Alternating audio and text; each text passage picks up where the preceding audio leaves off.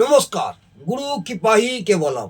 আমি বিগত কয়েকদিন আগে মেষ রাশি বা লগ্নের জাতক জাতিকাদের দশম ভাবে মঙ্গল গ্রহ থাকলে কি প্রভাব হয় সেই নিয়ে বিস্তারিত আলোচনা করেছি।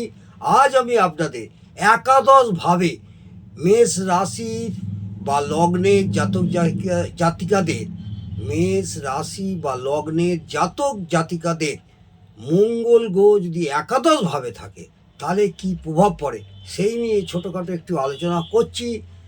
আশা করব আপনাদের ভালো লাগবে এবং যে যার জন্মপঞ্জিকা দেখে নেবেন, তার একাদশ ভাবে অর্থাৎ লগ্ন সাপেক্ষে একাদশে গণবেন, তারপরে 11 নম্বর ঘর, সেখানে মঙ্গল গ্রহ বসে থাকলে সেই সব জাতক জাতিকাদের কী প্রভাব পড়ে সেই নিয়ে ছোটোখাটো একটু আলোচনা করছি।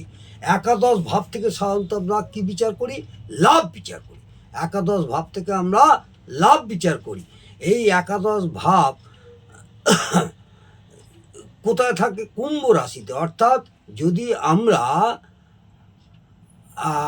মেষ রাশি বা মেষ লগ্নে 1 নম্বর ঘর, সেই 1 নম্বর ঘর থেকে গড়লে আমাদের কুম্ভ রাশি হবে একাদশ ঘর। এটা মাথায় রাখবেন। এই একাদশ ঘরে মঙ্গল থাকলে, মঙ্গল হওয়াতে তার প্রভাব আয় দিক থেকে একটু অসুবিধা হবে। সেটা হচ্ছে শনি গ্রহরাজের নিজের ঘর, সেখানে আয় দিক থেকে একটু বাধা প্রাপ্তি হবে এই সব জাতক জাতিকাদের। এটা মাথায় রাখবেন। চতুর্থ দৃষ্টি দ্বিতীয় স্থানে শুক্র রাশিতে দৃষ্টি হওয়ার জন্য ধন এবং কুটুম্ব থেকে জাতককে অসন্তোষ হয়ে থাকে। বোঝা গেল? আবার বলি, চতুর্থ দৃষ্টি, ওখান থেকে চতুর্থ দৃষ্টি হবে কোথায়? কুম্ভ, মীন, মেষ, বৃষ, অর্থাৎ সেটা শুক্র রাশি, অর্থাৎ শুক্রের ঘর। শুক্র রাশিতে দৃষ্টি হওয়ার জন্যে ধন এবং কুটুম্ব থেকে জাতককে অসন্তোষ পেতে হবে বা হয়ে থাকে।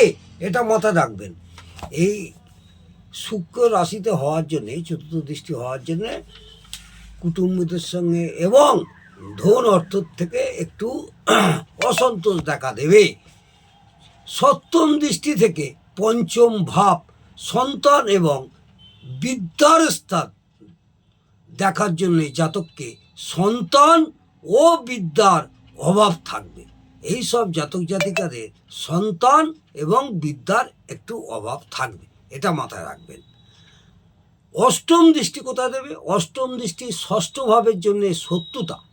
অষ্টম দৃষ্টি সপ্তম ভাবের জন্যে শত্রুতা ভাবকে দেখার জন্যে শত্রু থেকে এর সাহস সব সময় জয় হবে। শত্রুর থেকে একটা জাতক জাতিকার একটা সাহস এবং শত্রু থেকে জয়লাভ করবে এই সব জাতক জাতিকারা। শত্রুরা ভয় পাবে বা শত্রুরা ভয়ে থাকবে। আজকে এই পর্যন্ত একাদশভাবে, অর্থাৎ মেষ রাশি বা লগ্নের জাতক জাতিকাদের একাদশভাবে মঙ্গল গৃহ স্থিত হলে কি প্রভাব হয় ছোটোখাটো একটু আলোচনা করলাম। যদি ভালো লাগে অবশ্যই একটা কমেন্টে জানাবেন এবং একটা লাইক করে উৎসাহিত করবেন। আগামী দিনে আপনাদের দ্বাদশভাবে মঙ্গল গ্রহ থাকলে, মেষ রাশি বা লগ্নের সাপেক্ষে দ্বাদশভাবে মঙ্গল গ্রহ থাকলে কি হয় সেই নিয়ে আলোচনা করব। নমস্কার, জয় মা তারা।